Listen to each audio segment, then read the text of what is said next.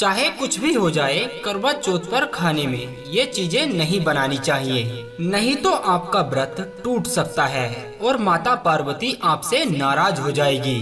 खास करवा चौथ पर ये भोजन एक पतिव्रता स्त्री को नहीं ग्रहण करना चाहिए। हिंदू धर्म में करवा चौथ नारी के जीवन का सबसे अहम दिन माना गया है, जिसे भारतीय सुहागन महिलाएं एक पर्व के रूप में मनाती हैं और पति की लंबी आयु के लिए निर्जला व्रत रखती हैं। ये व्रत न केवल पति की लंबी आयु के लिए रखा जाता है, बल्कि प्यार को बढ़ाने के लिए भी रखा जाता है। आपको बता दें, करवा चौथ पर महिलाएं पहले से ही ढेर सारी तैयारियां करनी शुरू कर देती हैं। करवा चौथ पर महिलाएं अपने खूबसूरत हाथों पर मेहंदी लगाती हैं और खूब सारा श्रृंगार भी करती हैं। लेकिन क्या आपको पता है कि करवा चौथ पर कुछ भी बना लेना शास्त्रों के विरुद्ध माना गया है। करवा चौथ पर खाने का भी बहुत महत्व माना गया है। भोजन में क्या है क्या नहीं, इन सभी बातों का ध्यान एक पतिव्रता स्त्री को रखना चाहिए। ऐसे में आज हम आपको बताने की कोशिश करेंगे कि एक पतिव्रता स्त्री को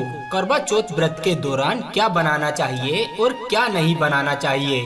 ये सब बातें जानना एक पतिव्रता स्त्री के लिए बहुत जरूरी है।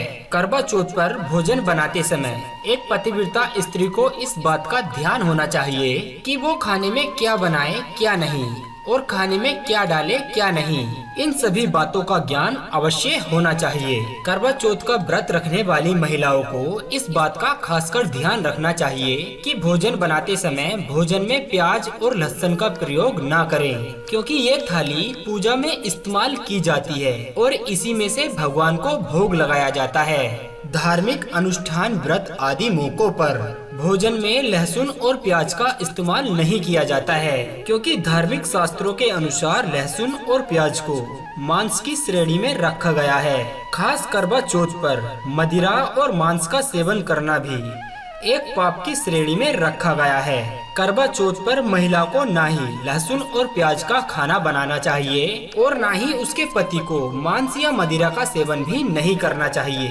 क्योंकि घोर पाप लगता है और माता गौरी नाराज हो जाती हैं। वहीं करवा चौथ का व्रत पूरा हो जाने पर खाने की थाली सजाकर उपहार के साथ अपनी सास या अपने से छोटी ननद को दे दें। ऐसा करने से आपका व्रत सफल हो जाएगा।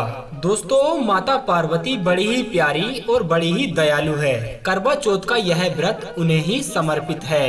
अब तो आप लोग समझ गए होंगे कि करवा चौथ के दौरान एक पतिव्रता स्त्री को खाने में क्या बनाना चाहिए और क्या नहीं, और उन्हें किन किन चीजों का सेवन करना चाहिए।